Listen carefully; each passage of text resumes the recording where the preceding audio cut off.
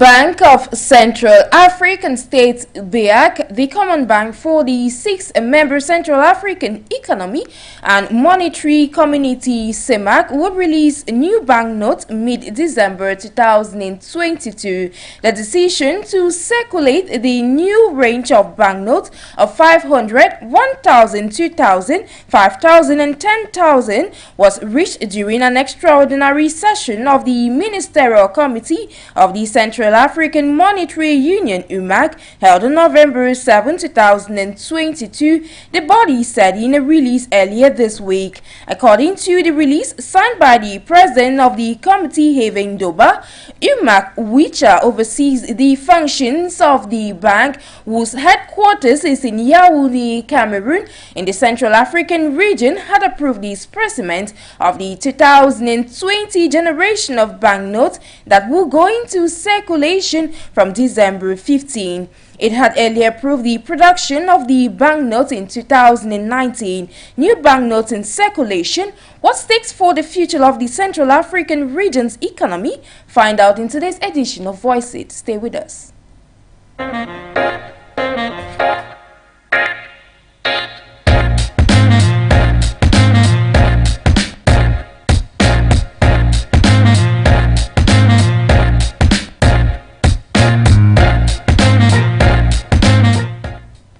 Hello ladies and gentlemen, thank you immensely for joining us once again over your Pan-African channel for you Media Africa onto Voice It. Today we're talking economy. We're discussing the circulation of new banknotes in the Central African region that is supposed to commence on December 15, 2022.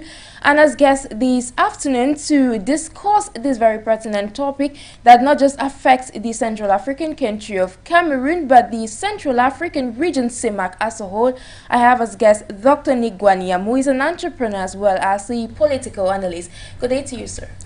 Thank you very much, Sharon, and good afternoon to our listeners. I was listening very keenly to what you were saying in your introductory words, but they didn't tell us why they have to change the notes or introduce new notes. Yeah, we're going to be uncovering that in the course of today's edition. First, we're going to get down to the table this afternoon without any transition.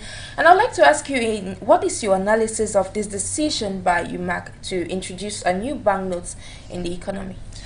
Yeah, I was trying to read about it. I was, in my comment, I said, I tried to look through, probably I missed the paper or I missed the TV, whatever, but I didn't see where they explained why they are introducing new banknotes. It would have been very helpful. So you and I would just be guessing and probably saying the wrong things, but they ought to tell us why they are introducing new banknotes and not leave us, guessing the whole time why they should do so. Of course, there's some good reasons, but just treating people like primary school kids, go to the left, go to the right, but don't tell people why you are doing something. It's not fair. At a point, or as we speak now, we have most African countries that are actually looking on eradicating the franc CFA. Now, with this new introduction, how feasible is it in the Central African region?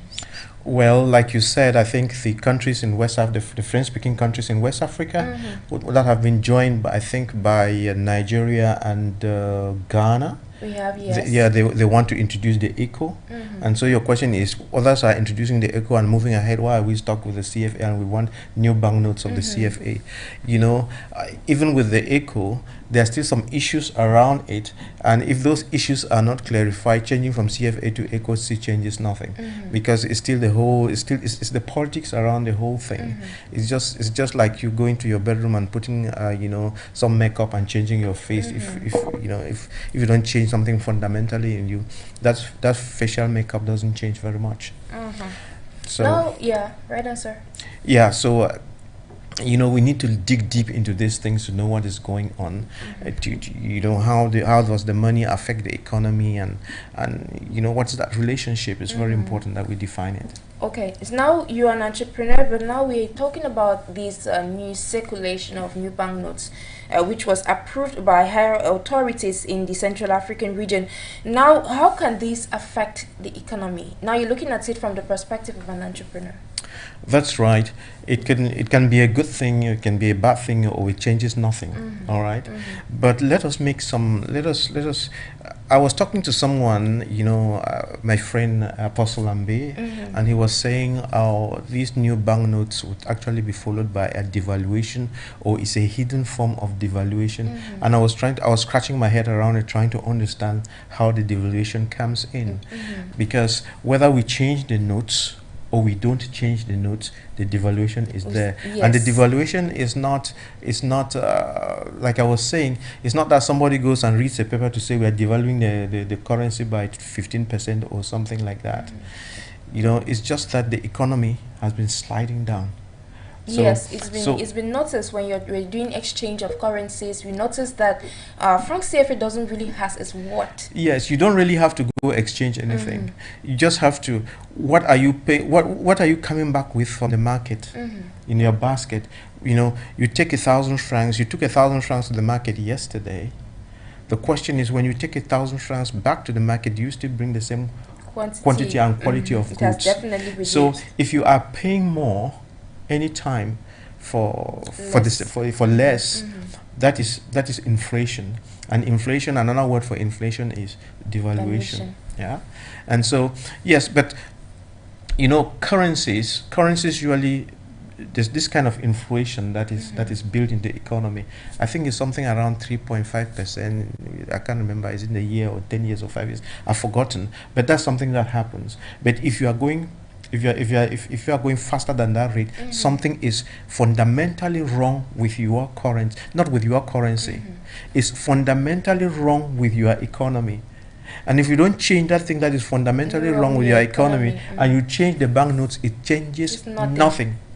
I don't know what I expressed myself. Yes, you are. Yeah, it changes nothing, because at the end of the day, the question is, what do you buy with the money in your hands? That is the question. And if you are buying very little with that money, the only way to change the dynamics is to increase productivity, increase production, not of the money, but of the goods. Yes. Because money is a medium of exchange for the goods and services. And when the goods and services are becoming scarce, then you need to pump in more money to get those goods and services. Is it making sense? Yes. So if you notice that in your economy, what you need to do is to leave the money as it is, then go check out your economy and find out why you are not producing. And a good indicator in our primitive economies is that we are selling raw materials. We are selling raw materials to foreigners. That's what we are exporting. So when you are exporting raw materials, it means you are exporting some advantages that you would have had to build your economy. That's adding value. So actually, Africans need to start from there. Yeah, that's where you need to start. This changing currency in the morning, in the evening, in the afternoon, and midnight, it helps you in no way. It helps only. It helps only when you want to solve some kind of other problems. We'll talk about those. But if it is your bad economy, and you keep on changing the color of your banknotes without looking for the problem, identifying the problem and trying to solve it. It's like you having malaria, and I'm giving you medicine for cancer or something like that.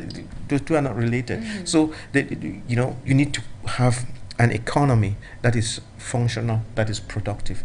There is a problem with productivity. Exactly. Okay, now you're a political analyst as well. Now, do you think there is a link, political link between this new decision to implement in the circulation of new banknotes into the Central African economy? I don't know. There could be one that is hidden somewhere. But for instance, let's see. If we look at a couple of reasons why notes are changed, maybe it would come to light. The first thing again that we want to say is, technology changes a lot. And therefore, you could have had some banknotes in circulation that were made with an old technology that could easily be copied and this counterfeiting and so on. Lately there have been this occurrence of fake banknotes a lot. It's been on the rise, and even here in Douala, Goyewa in Cameroon, let's take for instance the example on the ground. We have had this problem every single day. We have it every day. Of fake banknotes. Yes. Yeah. If you have a lot of fake currency in your system, And if you also have a lot of banknotes that you make the banknotes and the material you make them out of, it matters. If probably you made the banknotes out of material that's not very resistant, it breaks down, it weighs down very fast, and then it becomes unsightly and many other things. And you have new technologies, you can decide to come up with new banknotes which are more resistant, that are more appealing, and of course it will have exactly the same value like what you are taking back from this from the society, because the customers will bring to the bank a 1,000 francs note, the old version, and take back home a 1,000 francs, the new version. So it's the same value. It's just that the physical properties have changed, but not the value.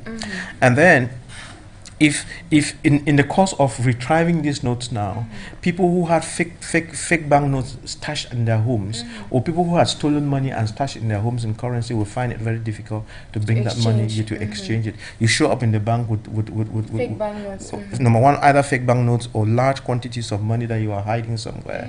It becomes very difficult. So people who keep money locked in containers in homes and so on, very large amounts, would find it very difficult to convert that money, except they take it out and go and buy things left, forward, center, and kind of like spread it in the community. But that is to catch people with especially the fake, or people who have stolen money. A lot of people steal money, right? Corruption and so on. This drug dealers, corruption and so on, they have this kind of money that is stashed somewhere. But more often than not, they're very smart. They try to change it in foreign notes. And if the Americans are going to change the dollar, then they will be caught. If the Europeans are going to change their euro, then they will also be caught. Yes, they'll get stuck somewhere. Yeah, so these are some of the reasons. And it's to check crime. You will change currency to check crime, and then we said so, and then to increase its capacity to resist counterfeiting, and then just to make it more appealing too. Of course, it's always nice to do something new. Otherwise you cannot sit there and not change something. Change is a constant. So there are some good reasons for doing it, but they never told us why they are doing it. Might be they're just keeping it as a secret so that people don't rush out and go and try to beat them in the system with the bad notes. Okay, now I'm tempted to ask this question: why do you think we have this resurgence of fake banknotes a lot in our economy nowadays? First and foremost, you have to understand that money has worth. Yes. All right, that's the first thing. Money has worth, and you can convert your lands, your gold, your everything into this paper thing, which is a tender. So when you have money, you can get anything. Yes. Not everything, but you can get anything. Let's say you can get 90% of the things can be bought with money, and so that's where money has its value, and so that's why we get up every morning to go work and so on. But people have looked for smart ways of getting the money without having to go through the headaches. You see, so a lot goes into that mechanism, and that is where the key is. How do you lay hands on that money without providing the goods or the services? Okay, that's the key. That at that exchange point, how do I get money without providing the goods and the services? If you have a minting machine that you could mint in the back of your house, then just go ahead and mint it. So that is it. So, and then a lot of scammers and a lot of things, and the countries that are very advanced in technology, South Asian. I was reading about this. There's some people in Latin America, in Southeast Asia and so on, that are very good at minting just about all currencies. And I think I learned about it. It was on a YouTube. Somebody was talking about mentioning a lot of countries in Africa, and I think they mentioned Chad in particular with the late president or something. I'm sure.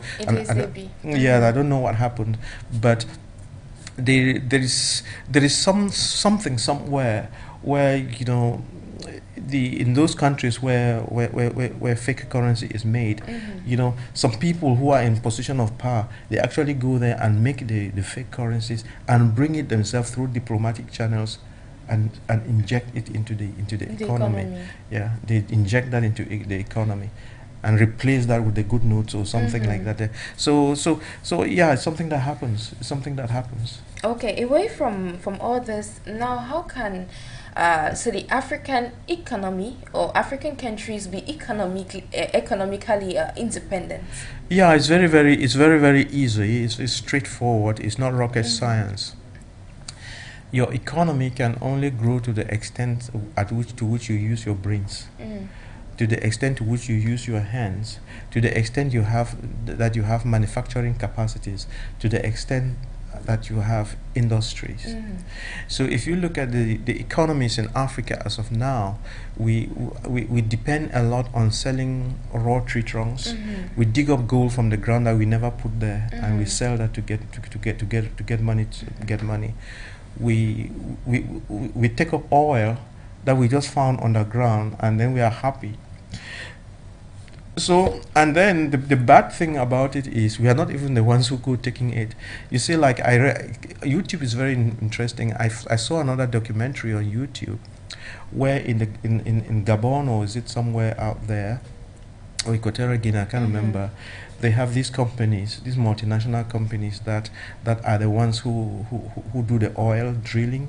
They take out the oil, and the governments themselves don't know how much oil they have. So it's those people who go out at sea, get the oil, load it into tankers and take it away, and come and tell you how much oil they took away, and you have no way of controlling it. You see, and the systems are so corrupt that even if you have an African who is there trying to look to see what is happening, his own brothers, will sell him to the foreigner. Yes. I mean, we don't love ourselves, we don't love our countries. There's no patriotism, which is very bad. So we don't tend to protect our countries. We don't tend to protect the common good. We are very corrupt, and that corruption is really killing Africa. Of course, you heard of Glencore, right? Yes. Yes. So these are the kind of things, where we sell off our countries to the first bidder, and we don't care about the common good. We don't care about sustainability. So corruption is really a huge problem, and if we don't solve the issue of corruption, our countries are not going to move forward. That's one. There is corruption. Number two, we must be able to do it, to DIY, do it yourself. So we have a lot of problems and challenges in our countries, and we ought to realize that actually challenges are good, in the sense that they are the things that motivate you to go past where you stopped and go the extra mile. And when we are talking about challenges, therefore, and to be able to solve these, you have to use your own youths from your country to solve the problems. But if we're in a nation where we don't train our youths and give them the capacity to solve these problems, and we keep skipping over them to go and bring foreigners to do our dirty work, and we keep paying the foreigners, then we will never wake up. You see that? And then if we keep on importing stuff, things that we could make ourselves. Actually, we import, yes, and that's killing our economy. That is killing our economy. So these are a couple of things that we need to be doing. We need to improve on our manufacturing industry. We have to stop exporting raw materials. We have to learn to do stuff ourselves, and we have to export more than we import. And if we must import, we don't just import stupid things. We import just what is necessary. We import equipment to use and develop our economies. Good. That is what we import. You import equipment. You import technology. You import the active principles in medicine, so that you make the medicines yourself. You see, making medicines you have to be careful how you do it. But the bottom line is, when you have a tablet of paracetamol in your hands, what you ought to realize is that inside that paracetamol, there's the active ingredient inside. Yes. Okay, it's the active ingredient inside, and then the rest of the white thing you are seeing is just cassava powder. Wow. Yeah, that has been bound together. Okay, so it's like when we used to I'm a farmer, I learned it from my mother. When we would take seeds, some very fine seeds of vegetables, some very fine seeds, yes, and you want to spread it on the farm, it's very small, that if you try to do it, like, it doesn't go. So what they would do is they would take the seeds and then mix it with a lot of dust. all right, so that the seeds are inside that dust. Now you spread it, then it will spread properly. So technically, medicines are like that. It's like, I know you cook, so it's like you take salt. When you put salt in your soup, you've got to stir it, right, so that it distributes evenly. So it's basically the same thing. So the active molecule in the drug is just like the salt. Then you put it in some powder, you stir it, then it distributes evenly to the concentration that you want. Then you know that if I take so much of whatever the powder, it contains so much of this active principle, and you compress that, you have your tablet. Wow. You know, whether it's the liquid to drink or whatever, but basically that's the principle.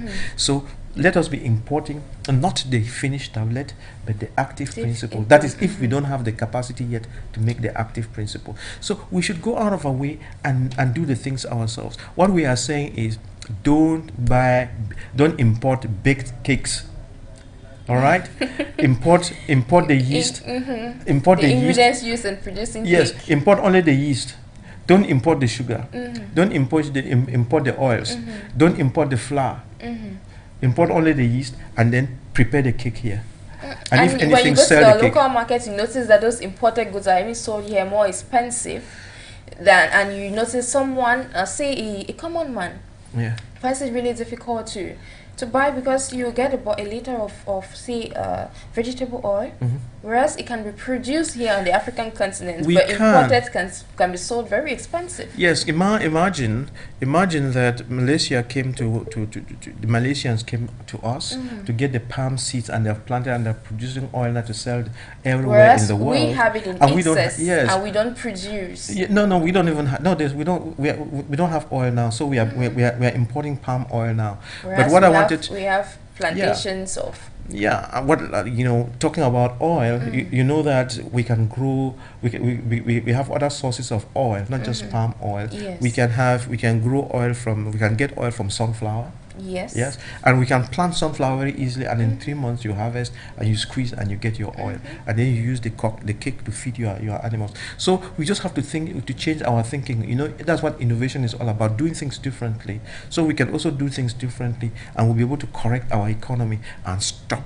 Let's break the back of importation. It's very important, and look at everything. And let me show you just how bad it is. If you go to our supermarkets, I don't want to call names. 95% of all the things you'll see in the shelves are imported. And we ought to change that. We need to bring it down to 60% and 50%, and why not reverse it so that we have a minimum of, let's say we have just about 30% of imported stuff on our shelves, and we make the rest ourselves. That's how we create jobs, and that's how you change our economy.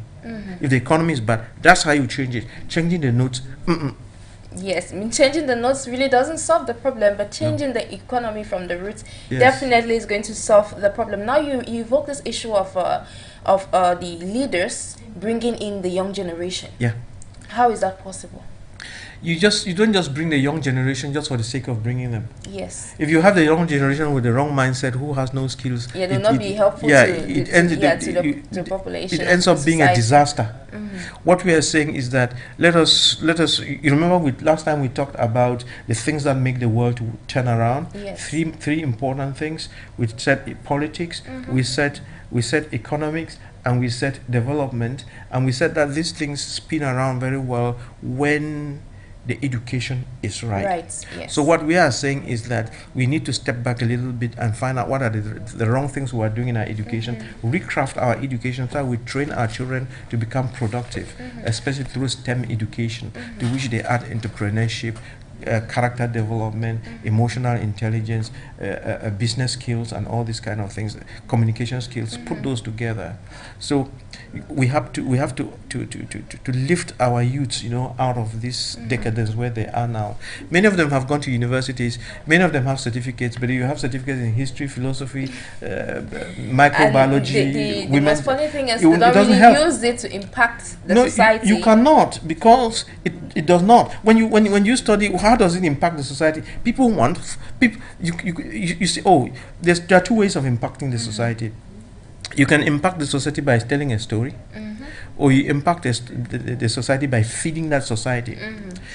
People want, if you look at our university system, we have just trained a lot of people who can spend time talking, but they cannot change water to wine. But what the society needs is Those who can change water to wine. The only way you can earn money is by changing water to wine. You can talk from morning till evening, you are getting nothing out of it. So what we are saying is, not that talking is bad, talking is good, but 25% talking, 75% working. Action. Yes, but the way we have done our thing is we have only 10% action, 90% talking. That's why nothing works. Now you're Cameroonian, and now regards to this new decision to bring in the circulation of new banknotes is what not, and that's not the first time that's happening in the Central African region. But as a Cameroonian, so to say, how do you feel about this change? Well, all I know is that in my purse I'm going to have cleaner notes.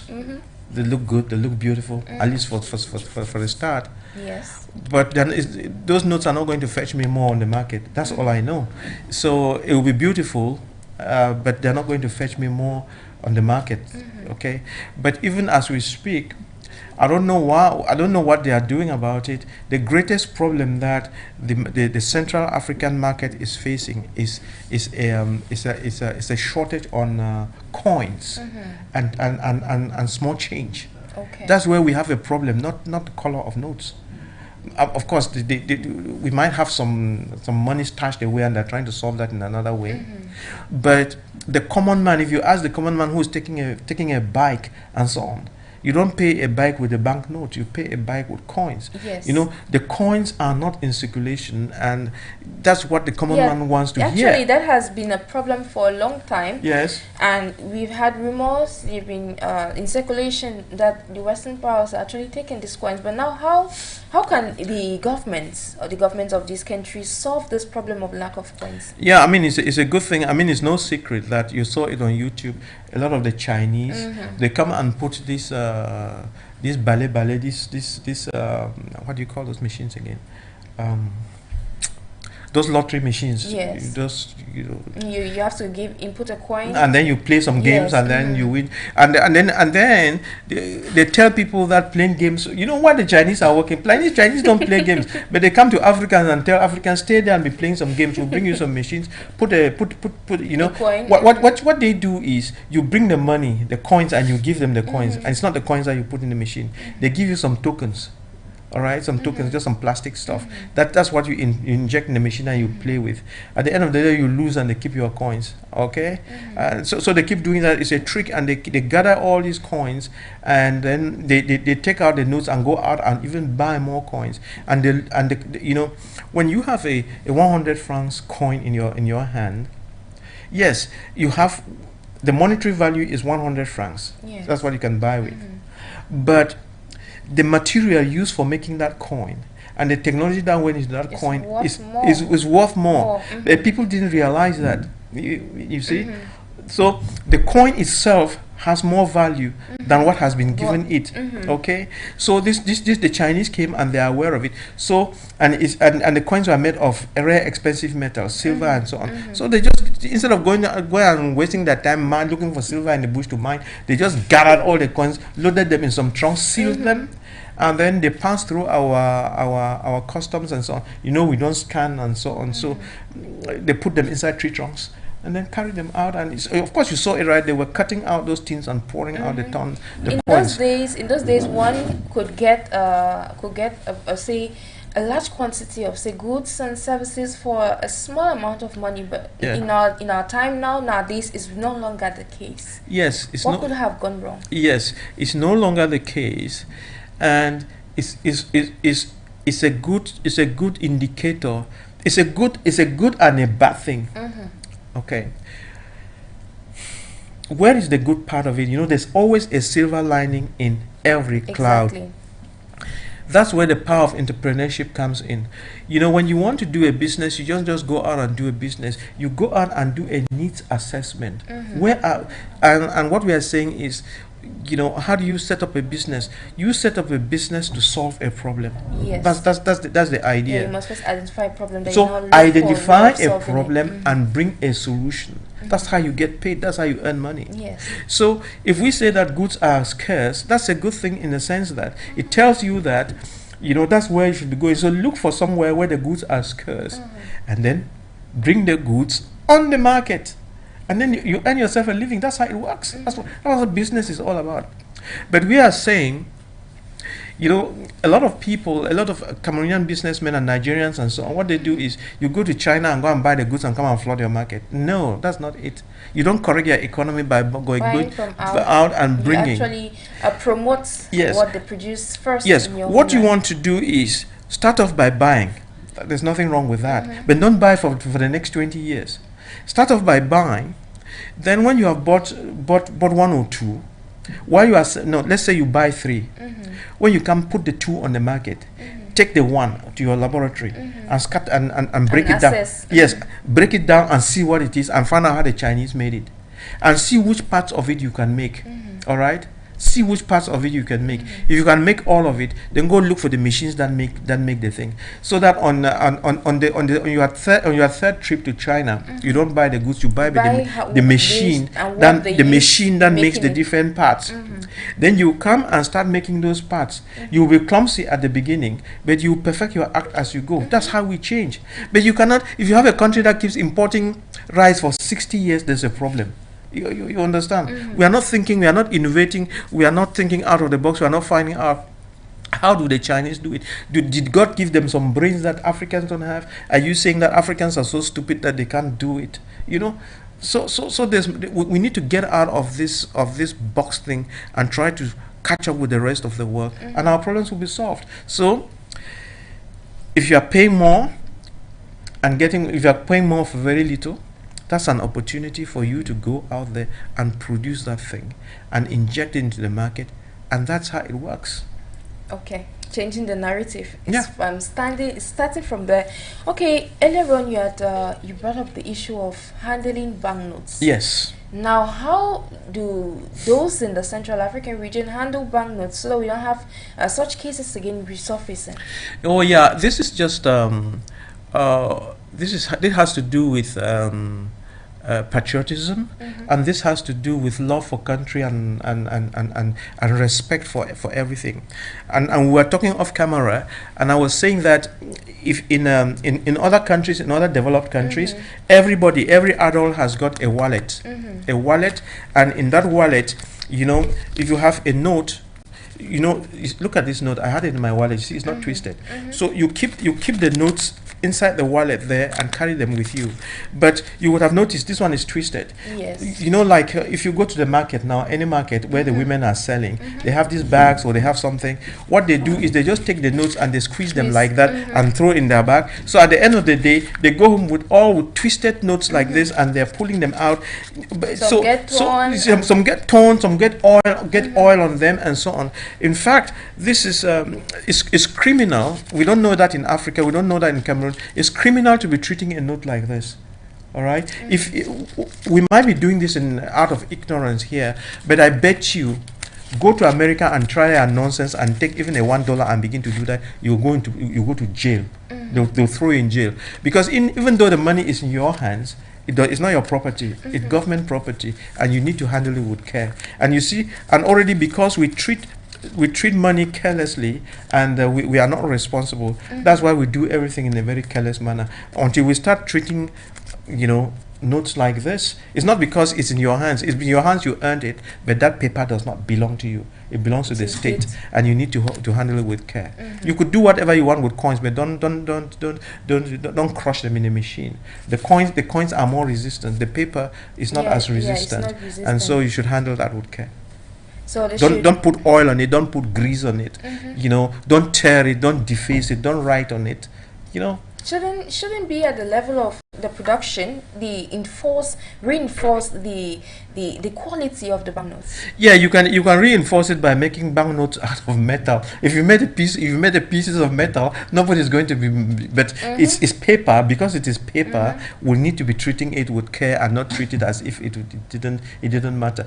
If you cut a sheet of iron, of course you will not twist it, right? Yes, but exactly. Because it is paper, realize that it's paper. Realize that it's not your own. and realize that it's criminal to have to rough handle it. Okay. Now, when comparing the West African part of the continent with the Central African part, how can the Central African region liberate themselves from the grip of their colonial masters, so to say? Because when we're looking at, let's look at it from the economical level. You see, sometimes we say, we want the French to go, we want the Chinese to go, we want why are the Lebanese taking over? Why are the Indians? These are some of the numerous questions. Yes, that it's very simple. If you want the French and the Lebanese and to go, I mean to free your economy, it's not by shouting, it's not by fighting, it's not by anything. It's by DIY. You have to do it yourself. Replace what they are bringing in. Yes, you have to be able to do what they are doing. All right. Now, if you want a television, we don't make televisions. Television said we import everything, and when you go down there, it's sold by Indians and Lebanese, and no one else. You understand? Yes. So you must replace that. If you don't replace it, it's still in their hands. So there's nothing you can do about it until you train your own children to do it themselves. Just shouting doesn't change anything. Okay, I was asked this question on how we can correct, because on our numerous editions, when you've been here in the studio, we have said that the problem comes from the educational system. Yeah, it is. It starts from scratch. Yeah. Now today again, I would like to ask again this question. Yeah. How can we correct that from scratch so that the new generation that's coming forth, they can be able to live or better do things which say their forefathers couldn't do at the start? That's correct. The educational system is, watch my lips, very, very poor. And we've had these fights in Cameroon to say, the Anglophone system is better than the Francophone system. All of that is bullshit. Okay? At the end of the day, the question is, what can you do with that education? And, yesterday I was asking a stupid question. I said, if we say that education is what you need for a country to develop, so let's look back. In the last 30 years, all of those very intelligent people from West Cameroon or the Northwest, Southwest, who had the 20 points, 25 points at the GCE, what is there in the Northwest and Southwest that can testify to the fact that these things have been brought in or put in place by those people who were very great in our schools for the past 30 years? And the answer was there's nothing to show. And someone said, oh yeah, it's because the country has not been good. Many of them have migrated. They are working for other people abroad. Might be they are right. Might be they are right. Which means that we have to make the area conducive for the people in the diaspora to come back and help us. We have to get to a place where we bring all our children who have already done it before and are doing it great, who have gone out there and learned how others are doing it. They have to come back and be the nurseries, for creating industries in the country. Then in our educational system, we need to copy from people who have the best educational systems. The way it's done in Finland, the way it's done in South Korea. Or by the way, before I start naming them, let me say that if we take all the nations in the world and try to class them according to their educational systems, because a good educational system is the one that brings forth the youths that understand politics, economics, and development, and can create wealth and solve their problems. You see that? Because education is for solving problems. Now, it's not for telling stories. So if you take that as a measure, then we probably can put all the countries in the world into 4 groups: the Class A, Class B, Class C, and Class D, according to the usefulness or output of that education. And if when I was, every person know where they belong. No, many people don't know. They don't know where they belong. They think it's okay, but it's not okay. When I was talking about it to a group of students, they thought that America and Britain and France were in Class A. They are not. Surprisingly, they are not. They're in Class B. Class A countries, when it comes to education, are the Scandinavian countries. You know them? Finland, Sweden, Denmark, and Norway. And then you add to them Germany, then Holland, and then probably skip France. Go to Israel and Japan, then come down to the Southeast Asia, Singapore, Malaysia, and South Korea. Those are the countries in the A class. Wow. when it comes to education and output. Then class B countries, now you can start naming US, Canada, Britain, France, and those other ones. Then class C would be China, China, India. I don't know where to put China exactly. China, though their industry is doing well, but their education, India. India is doing very well, but they have a very large population which means they have so that large population drags them back, but they are pushing. You understand? Yes. But then when you come to Africa, probably you can add, I don't know, South Africa, I don't know whether Egypt, Tunisia, some of those countries, and that's it. But otherwise, many Brazil is in class C. Otherwise, you take Cameroon and many other African countries who are class D as far as education is concerned. We need to change it, otherwise we will remain slaves forever. And if we don't change our education and begin to do things properly, China will recolonize us, whether we want it or not. Because the tool for recolonization is technology and economics. If you cannot correct your technology and economics and do it yourself, the person who has it, the technology will come and rule over you, and the worst thing that's happening to us is we cannot even grow the rice that we eat. We cut tree trunks and sell raw tree trunks, take the money, and the first place we rush to is to China to buy their rice. You see, the war just started, and we were rushing to Ukraine to beg that they should let us have some wheat. You see, that's the problem. That's the problem. Yet we have everything that it takes to make all these things happen in Africa. Yeah. So now we are at a point where you said technology is actually what's ruling the world now as we speak. Yeah. We have persons, talents on the African continent. But the thing is, these talents never or little or never come to limelight. It means people might never really know about them. Now, how can the African continent start by promoting these people so that, because that's the only way the continent is going the different governments should work on that, actually promoting their own and lifting the children. It's about, how can they do that? Yes, it's very easy. It should be a government policy where the government realizes that and accepts that they must correct their education, and that they must start from somewhere, and then they must, when you are starting something new, you must create a nursery for it, and do what you call proof of concept. You understand? You must start everything. You must start small and grow, which means that if you take like this thing, the case in Cameroon, the educational system is there for now, and you say, okay, we need to change this educational system to the STEM, for instance. And we need to change the curriculums, and we need teachers who understand these things and can do it well. So what you do, you begin to train the teachers and begin to change the content of what you are teaching the students, and get teachers who are motivated, who can make science, technology, engineering, and mathematics teach it in an innovative way, so that the children can understand very easily. And you begin to you go to your universities, you begin to shut down some of those faculties that are producing people that you don't need. Okay, and then there's a cut across subject which is very important for everybody, is agriculture and food transformation, and which is very important. You engage many youths in that area. You see the transition. You even notice that when someone is applying to go study abroad, for instance, if you're taking something that you can study in your country, they'll ask you, why don't you do it in your country? Why don't you do it in our country? Why are you going? So that is always the question. So Africans should actually, they should learn from what is happening and see that, no, if I can do this here, why?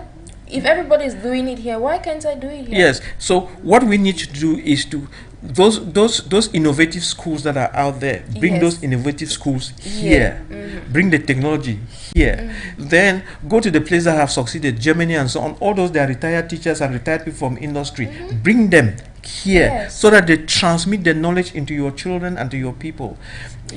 Encourage your own children in the diaspora to come back and facilitate things for them. So we have to create a system where there's what you call brassage, bring people in and then begin to change this thing.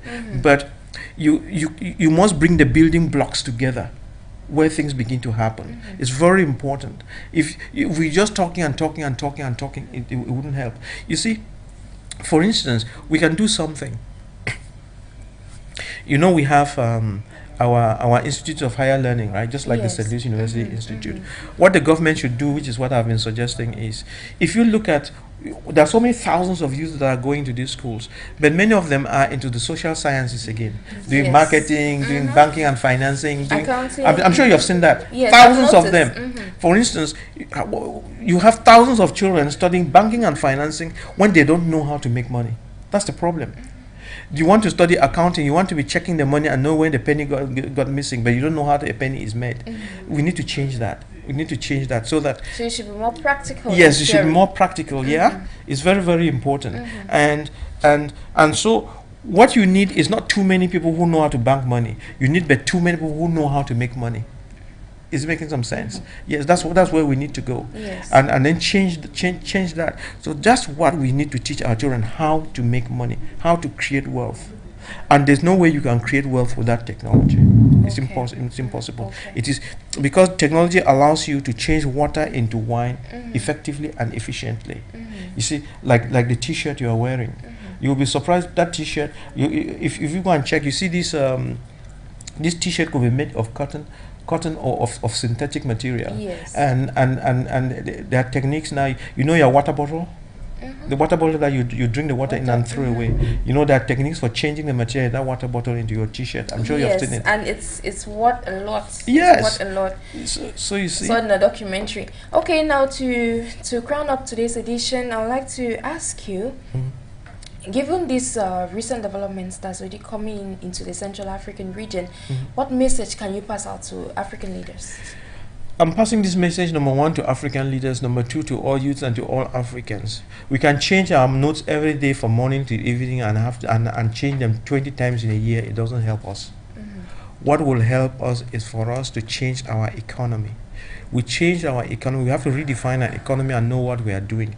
We have to increase our capacity to manufacture, our capacity to produce, stop importation as best as we can, increase our capacity to export finished goods, not raw materials. We have to change the foundations of our economy, put the economy of our various countries in the hands of our youths. There are so many youths out there, and that's a timed bomb which would explode. We have to give youth the capacities to be able to solve our various problems. Okay, it's on that note I'll say thank you so much, Dr. Nick, for taking our time to join us once again on today's edition of Voice It. It was a pleasure, and to say again that you know, the inflation is going up, and we are getting very little for the money we are spending. We need to change the dynamics by increasing production. Okay, increase production, reduce importation, and of course advocate for exportation. Ladies and gentlemen, it's on that note that we shall be drawing down the curtains of today's edition of Voices over your Pan-African channel for you, Media Africa. I have been Jake Snappisay for presentation. Our guest this afternoon was an entrepreneur as well as a political analyst. Stay charmed. Have a blessed weekend.